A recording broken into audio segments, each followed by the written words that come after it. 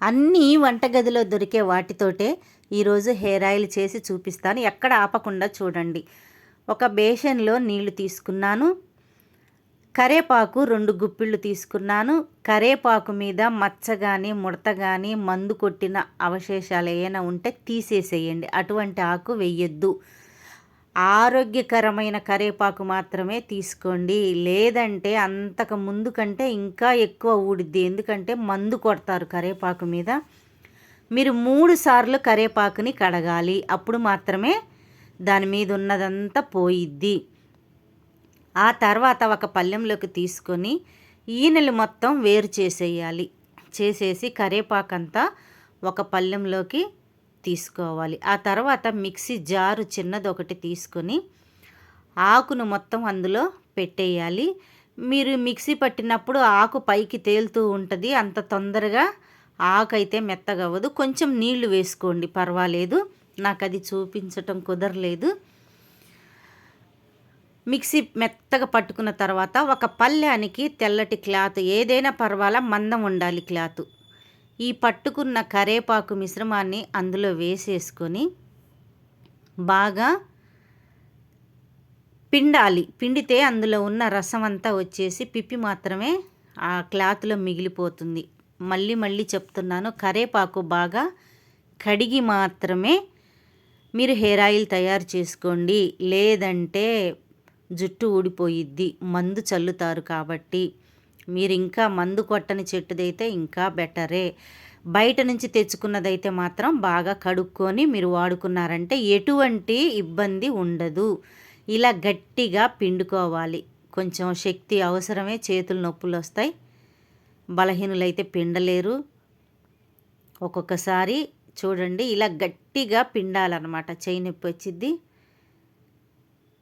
కానీ జుట్టు బాగుండాలంటే తప్పదు కదా మరి. ఇలా పిండేసుకున్న తర్వాత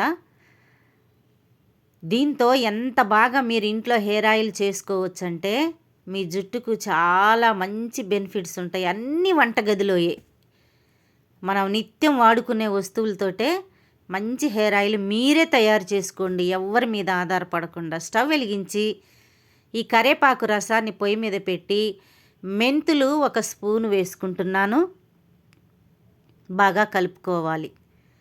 ఆ తర్వాత వంటగదిలో మనం వాడే లవంగాలు చాలా బాగా పనిచేస్తాయి. ఒక డాక్టర్ ఛానల్లో నేను చూశానన్నమాట. ఒక డాక్టరు చెప్తుంటే నేను విన్నాను. ట్రై చేద్దామని నేను కూడా ఈ ఆయిల్ తయారు చేశాను.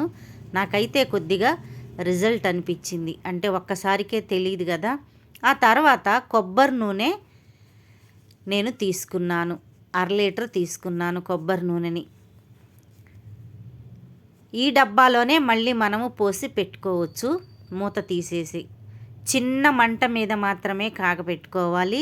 అరగంట టైం ఖచ్చితంగా, దీనికి అరగంట టైం పట్టిద్ది. ఇల్లంతా పొగొస్తూ ఉంటుంది, స్మెల్ వస్తూ ఉంటుంది. కొంతమందికి ఈ వాసన పడదు. పొయ్యి దగ్గరే ఉండి చిన్న మంట మీద తిప్పుకుంటూ బాగా కలుపుతూ కాగబెట్టుకోవాలి. నువ్వుల నూనె వేస్తున్నాను. ఇది గానుగ దగ్గర తీసుకొచ్చిన వంటకు వాడే నువ్వుల నూనె. ఇది నువ్వుల నూనె చాలా మంచిది. తలకి కుదుళ్ళని గట్టిపరుస్తుందన్నమాట. ఇలా తిప్పుకుంటూనే ఉండాలి. చూడండి ఎంత బాగా దీంట్లోకి లవంగాల్లో ఉన్న నూనె మొత్తం ఈ నూనె పైనే తేలుతుంది. చూడండి, అదంతా లవంగాలకి వచ్చిన నూనె అన్నమాట. కరేపాకు కూడా ఆ రసం అంతా కొబ్బరి నూనెలోకి, నువ్వుల నూనెలోకి బాగా దిగాలి. మీరే తయారు చేసుకోండి. చక్కగా ట్రై చేయండి. ఫస్ట్ తయారు చేసుకునే వాళ్ళు కొంచెమే చేసుకోండి. ఇంత కూడా వద్దు, కొంచెమే చేసుకొని మీకు అది బాగా సెట్ అయింది అంటేనే మీరు ఇది ట్రై చేయొచ్చు. రకరకాల వేస్తారు కదా ఆయిల్లో. అలా చేసేవాళ్ళు కొంచెమే తయారు చేసుకోండి. ఒక చిన్న గ్లాసు క్వాంటిటీ తీసుకొని మీరు కాగబెట్టుకొని వాడుకొని ఇది నాకు సెట్ అయింది అంటే అది మీరు కంటిన్యూ చేయండి. ఒక్కసారే కేజీలు అయితే కాసుకోకూడదు. స్టవ్ ఆఫ్ చేసేసాను. అయినా కానీ చూడండి, నువ్వుల నూనె అయితే అంతే ఉంటుంది, పొంగిపోతూ ఉంటుంది అన్నమాట. దాన్ని అసలు ఆపలేం మనము.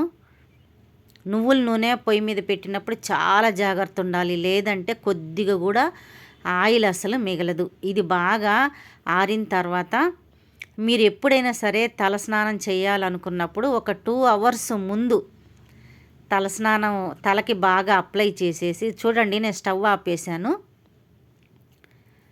అయినా కానీ ఆ వేడికి అది చక్కగా తయారవుతుంది నూనె. ఇది ఇది కనీసం 10 నిమిషాలైనా ఉడుకుతూనే ఉంటుంది అన్నమాట హీట్కి.